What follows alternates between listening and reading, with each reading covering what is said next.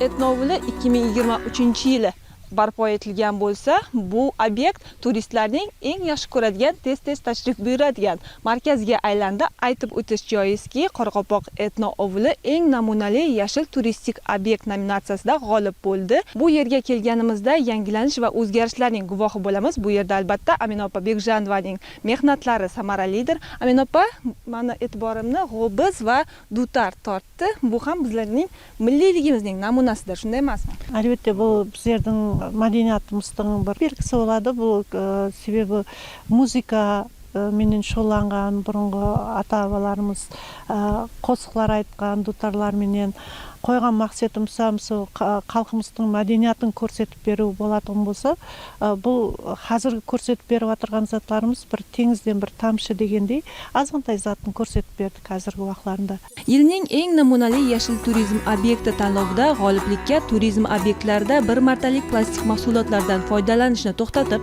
ekologik jihatdan xavfsiz mahsulotlarga o'tgan, fan yutuqlarini amaliyotda joriy etgan, zamonaviy texnologiyalardan samarali foydalangan hamda o'z faoliyatida chiqindilar hosil bo'lishini kamaytirish hisobiga dastlabki ishlarni amalga oshirgan tadbirkorlik subyektlari munosib deb topiladi. Qoraqalpoq etno-ovulining tanlovda g'olib bo'lishidan eng asosiy sababi bu yerdagi qurilgan qora uylardir. Ya'ni biz eng katta qora uyda turibmiz. Hozirda bu yerdagi qora uylarning qanotidan bitta ham mix foydalanilmagan. Ko'rib turganingizdek, teri bilan biriktirilgan, boshularingiz ham tabiiy toza mahsulotlar, chorvachilik junlaridan foydalanilgan va jeshilar qora uyning sirtiga bezak bo'ladi. Etno-ovulimizda hamma zat tabiiy, tabiattan alıngan. Bu жерде bizler hech qanday bir plastik, bo'lmasa bir tabiatga ziyon tegizadigan bir elementlerden foydalanmaymiz. Qo'limizdan kelgancha o'sha burungi ata-babalarimiz qanday jasagan, qanday bir tabiat bilan uyg'unlashib, birga tabiat bilan birga o'yanib, tabiat bilan birga uxlab, tabiat bilan birga jasab, qanday jasagan bo'lsa, sonday so'z zatni ko'rsatib beruvga tirishib atiribmiz. Bizlarning bu avulda, etno-ovulda shulkamlashtirganimizning maqsadi ham sol.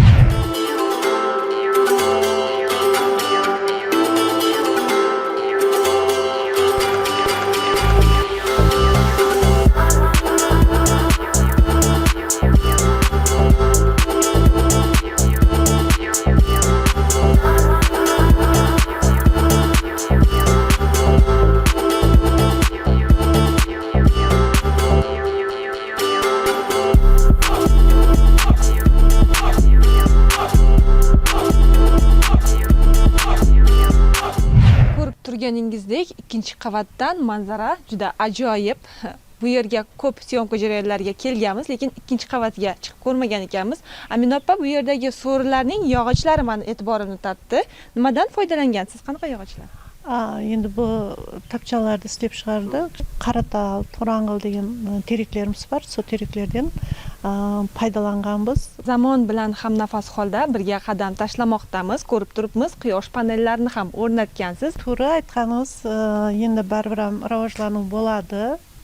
Kelayotgan mehmonlarimizdan, turistlarimizdan endi etno-ovul deganmen azqantay bo'lsa-da bir komfort yaratib berishimiz kerak. Ondan qalaversa, miniki hozirgi vaqtda qayta tiklanuvchi energiya deydi. Sonuç uchun biz quyosh panellerini ham shu yazda o'rnatdik, 20 kilovatlik.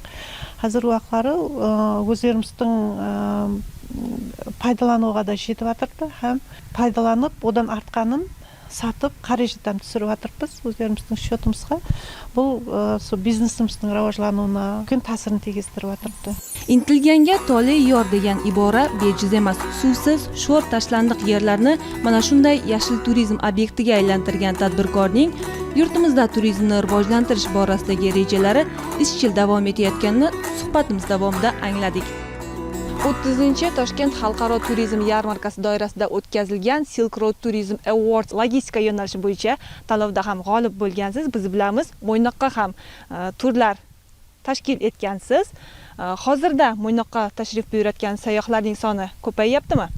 albatta Mo'ynoqqa, Арал теңізіне, Үстірт платасына барып саяхатты qiluvchilar juda ko'p hozir көбейіп жатырды. Бұлардың саны har күннен сайын көбейіп жатырды. Себебі біздер осы транспортларымызбенен басқа да ауқатларды шөлкемлестіріп, саяхатларды шөлкемлестіріп, гид қызметлерін шөлкемлестіріп беріп, бұларды біз қызғарлы тур шөлкемлестіріп беріп жатырбыз. Соның себебінен келушілер де көбейіп жатырды. Себебі Mo'ynoq районының мәдениеті, оның табиғатының сұлулықтары, Үстірт платосының сұлулықтары, Чең каньонлар, Арал теңізінің өз алдына бір сұлулықтары, бұлар бәрі келіп жатырған туристеріміздің қызығушылығына себеп болып жатырды. Және бір айтатұғыным, Үстірт платосында, Арал теңізінде барған кездерінде түнгі жұлдыз бір тамашасы жүдә бір адамларға зауq бағышлайды. Бұлан бір туристердің келуіне себеп болып жатырды. Біздер енді конкурсларда жеңімпаз болып жатырбыз. Бұл жеңістердің арқасында үлкен минет жатырды. Өздеріміздің кәсібімізбенен бір жақсы шұғылануымызға үкіметіміздің қолдап қуатлауы, президентіміздің шығарып жатырған іс-бермелерді қолдап қуатлау бойынша шығарып жатырған қарарлары бизнесімізді рауажландыруға бір жақсы шарайт жаратып беріп жатырды. Айрықша қарарлар шығып жатырды. Тек Қаралпақсталы тәдбіркарлар үшін салық имтиязлары беріліп жатырды. Банк кредитлерінен жер алып, жерді өзлерінің іс-бермелігін рауажландыру бойынша жерлер беріліп жатырды. Неке бұлардың бәрінен пайдаланған халда елде мақсатларымыз көп. Елімізге қызмет етеміз деген ежелерді тіз қойғанбыз. Mamlakatimiz tomonidan qo'llab-quvvatlanayotgan bunday biznes vakili loyihalarni muvaffaqiyatli amalga oshirib, iqtisodiy o'sishga o'z hissasini qo'shishda davom etishiga ishonamiz.